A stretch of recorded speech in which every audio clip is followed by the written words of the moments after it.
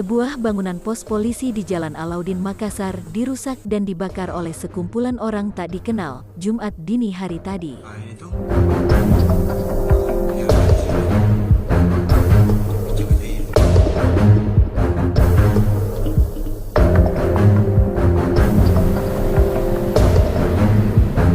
Bangunan pos polisi lainnya di Jalan Andi Petarani tak luput dari pengerusakan. Terjadi pengerusakan di Masjid Pos Lantas Peoper. Kaca-kacanya hancur semua.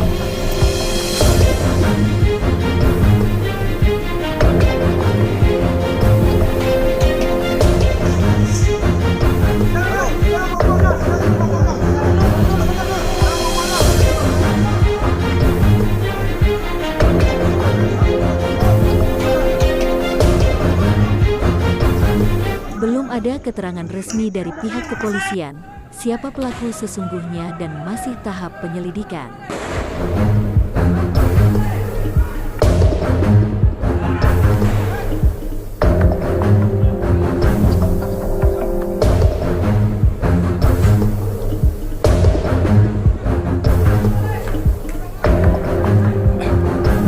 Polisi gabungan dari Resort Pelabuhan dan Polrestabes Makassar langsung mengejar pelaku dan berjaga-jaga pada bangunan pos polisi yang dirusak.